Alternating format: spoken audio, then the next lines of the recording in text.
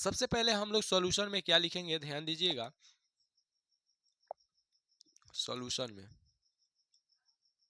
हम मानेंगे, माना माना माना कि रूट अंडर का 3 एक परिमेय संख्या है। हमने कहा कि ये जो रूट अंडर का 3 है ना, ये हम मान लेते हैं कि परिमेय संख्या है। तो अब देखिए, परिमेय संख्या को ये चीज जानते हैं, पी बाई क्यू के रूप में लिखा जा सकता है, यानी कि ये पी बाई क्यू बराबर होगा इसके रूट अंडर 3 के। अब देखिए यहाँ पे पी और क्यू क्या है, पी कोमा क्यू एक एक सह अभाज्य है और q is equal to not zero. ये जानते हैं परिमेय के लिए q equal to not zero होता है। हमने सहअभाज्य का मतलब क्या हुआ, ये दोनों अलग अलग ऐसी संख्या है जो आपस में कट नहीं रही है, ये सहअभाज्य कहने का मतलब ये हुआ। लेकिन यहाँ पे पूर्णांक कहते तो पूर्णांक 2 और 4 भी होता है, तो ये दोनों आपस में कट जाता। तो यहाँ पे थोड़ा सा यहाँ पे ध्यान दीजिएगा कि जब भी लिखिएगा सहअभाज्य लिखिएगा, क्योंकि आप जानते हैं कि सहअभाज्य आपस में नहीं करते हैं, उसमें जो है HCF एक ही रहता है, ठीक है। अब देखिए इसको आगे क्या करेंगे। सबसे पहले यहाँ पे नीचे जो है क्यू है, भाग में है तो उधर जाकर के क्या होगा, गुना करेगा, यानी कि यहाँ बच गया P बराबर, यहाँ पे आपका यहाँ पर गुना करेगा क्यू रूट 3। अब देखिए अगर हम क्या करें,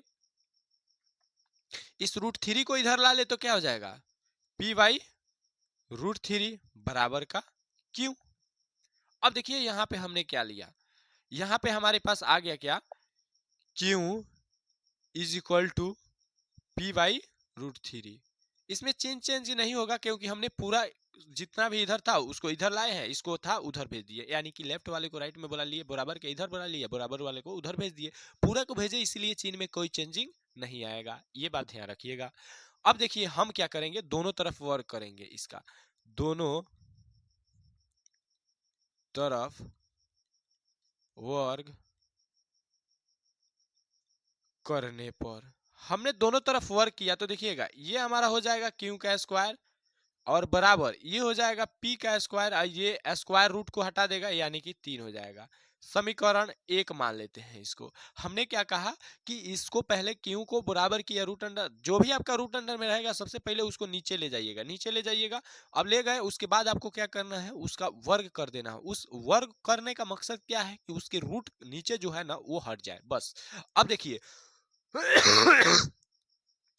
आप एक चीज जानते हैं, जो सहअभाज्य होते हैं ना वो एक तरह के पूर्णांक ही होते हैं। अगर 3 कह रहे हैं, सब 3 और 5 सहअभाज्य है, तो ये 3 और 5 पूर्णांक भी है, ये ध्यान रखिएगा। तो हम एक चीज कहते हैं यहाँ पे, चूंकि हम P और Q को न माने थे पूर्णांक है, सॉरी सहअभाज्य है, तो हम ये बात कह सकते हैं Q हमारा पूर्णांक है। ये बात हम बिल्कुल से कह सकते हैं कि Q हमारा पूर्णांक है, क्योंकि यहाँ पे देखिए सहअभाज्य है तो पूर्णांक ही होगा। अब देखिए हम कह रहे हैं कि Q एक पूर्णांक है। अब देखिए जैसे हमने कहा Q एक पूर्णांक है, तो मान लीजिए पूर्णांक अगर हमारा 3 है तो 3 का स्क्वायर करेंगे 9, वो भी पूर्णांक आएगा। तो हम लोग इसलिए कह सकते हैं कि Q का जो स्क्वायर होगा ये भी एक पूर्णांक होगा। Q स्क्वायर भी एक पूर्णांक है, Q स्क्वायर भी एक क्या है, पूर्णांक है। अब देखिएगा जब ये जान गए कि Q स्क्वायर पूर्णांक है, तो ये Q स्क्वायर पूर्णांक है, इसका मतलब क्या है, ये P स्क्वायर बट्टा 3 भी एक क्या होगा, पूर्णांक होगा। P स्क्वायर बट्टा 3 भी एगो पूर्णांक होगा, क्योंकि पूर्णांक पूर्णांक के ही बराबर होगा। तो अब देखिए इसलिए हम कह सकते हैं P स्क्वायर बट्टा 3 भी एक पूर्णांक है, इतना हम कह सकते हैं। अब देखिए जैसे हमने कहा, तो अगर पूर्णांक कब आएगा, जब 3 से भाग P स्क्वायर में देंगे तो P स्क्वायर विभाजित हो जाएगा। तो अब देखिए P स्क्वायर 3 से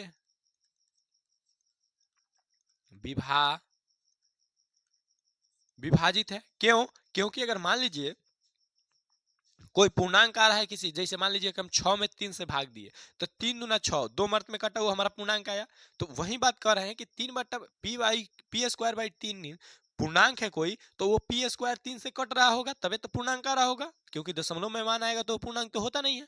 अब देखिए, तो अभी हमने थोड़ा देर पहले क्या जाना, परिमेय एक जाना था 1.2 जो कह रहा था कि कोई संख्या का स्क्वायर अगर विभाज्य होगा किसी अभाज्य संख्या से, चाहे किसी संख्या से, तो वो संख्या भी विभाज्य होगी। तो जब पी स्क्वायर 3 से विभाज्य है तो हम इस बात को कह सकते हैं परिमेय 1.2 से कि पी 3 से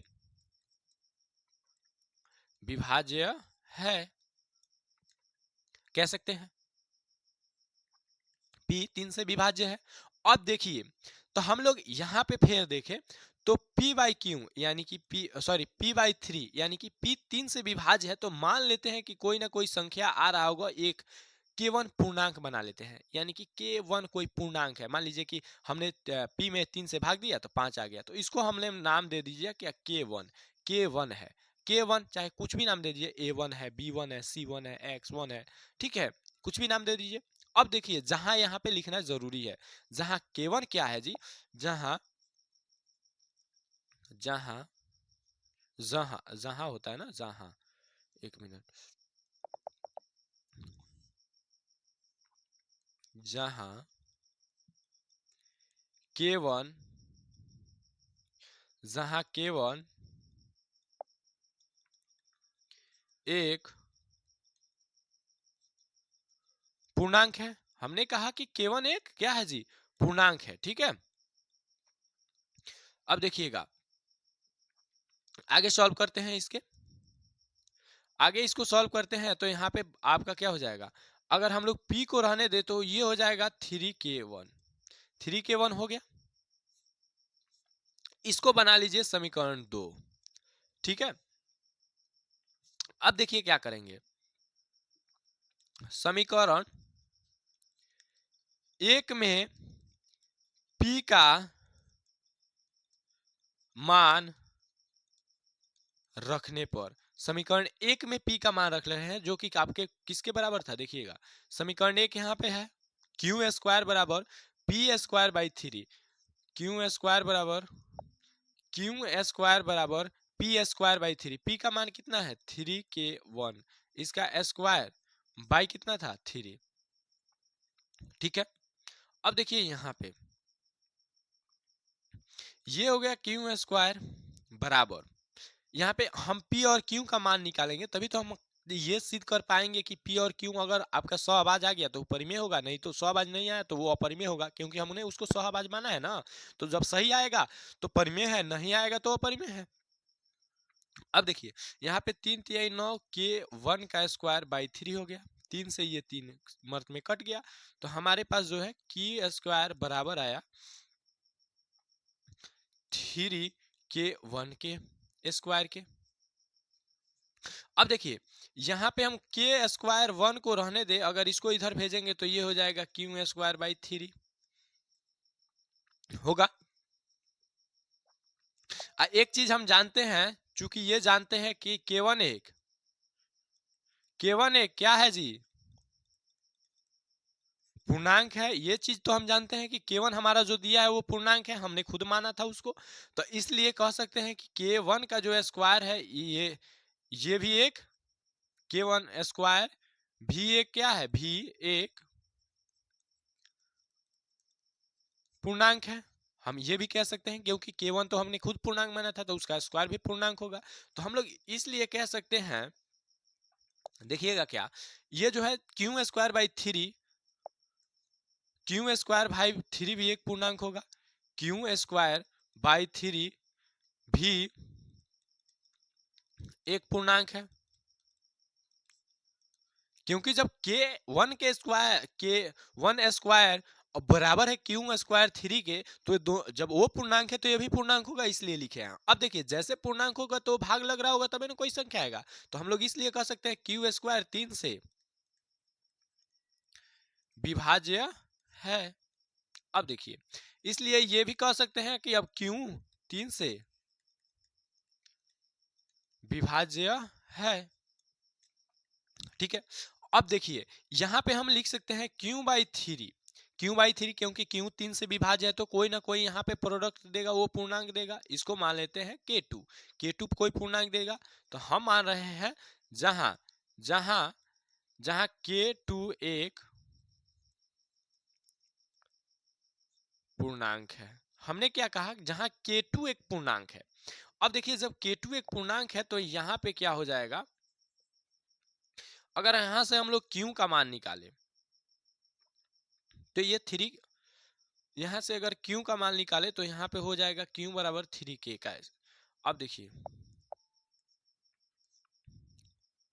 Q का मान निकाले तो यहां पे हो जाएगा 3K, तो यहां पे Q बराबर हो जाएगा 3K2, 3K2 हो जाएगा। ठीक है, अब देखिए हमारा ये समीकरण नंबर आपका जो है तीसरा होने वाला है। अब देखिए हमने क्या क्या देखा, आपको पहला देखा यहाँ पे दूसरा P का मान हो गया, यहाँ पे इसको तीसरा समीकरण मान लीजिए, इसको तीसरा मान लीजिए ना, ये हमारा तीसरा है, और उसको चौथा मान लीजिए, उसको क्या कीजिए जी, आप चौथा मान लीजिए। यहाँ पे आपका जो है चौथा समीकरण है। ठीक है, लेकिन एक चीज देखिएगा, क्या हम एरर अब निकल रहा है, ये Q का मान है और Q का मान 3K2 आ रहा है, 3K2 आ रहा है। K2 को छोड़िए क्योंकि वो कोई पूर्णांक है, यानी कि 3, 5, 7 हो सकता है। अब देखिए दूसरा बात यहाँ पे समझने वाली ये है, समीकरण 2 में जब देखा गया तो P का मान 3K1 आया, तो K का भी मारिए गोली, क्योंकि 3 हो सकता है, 5 हो सकता है, 7 हो सकता है। अगर मान लीजिए K1 आपका 5 है तो K2 आपका 3 हो सकता है, तो दोनों अलग अलग संख्याएं हैं, तो सवाबाज तो हो ही सकती है। लेकिन एक चीज आपको कॉमन दिखा, क्या चीज, कि यहाँ पे भी 3 है, उसमें भी 3 है, तो दोनों 3 है तो दोनों एक बार तो कटेगा, और सवाबाज संख्या में कुछ भी कॉमन नहीं होता है, लेकिन इसमें तीनों दोनों में क्या है, कॉमन है, 3 कॉमन है, उसमें भी है, इसमें है। तो हम लोग क्या देख पा रहे हैं यहाँ पे, समीकरण 2 था वो, तो हम लिखेंगे समीकरण 2 व 4 से स्पष्ट है कि P व Q सहअभाज्य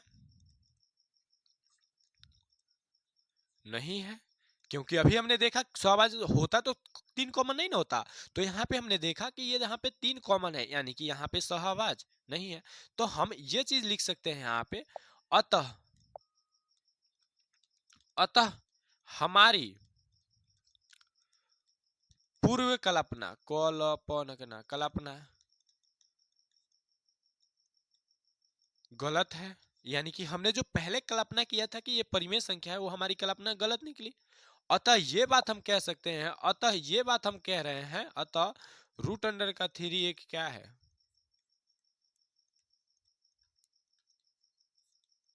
अपरिमेय संख्या है। अब हमारा ये क्या हो गया, प्रूव्ड हो गया। अब ये हमने सिद्ध कर पाया कि ये जो संख्या दिख रही है ये हमारी अपरिमेय संख्या ही थी, बस इतना ही लिखना था। अब देखिए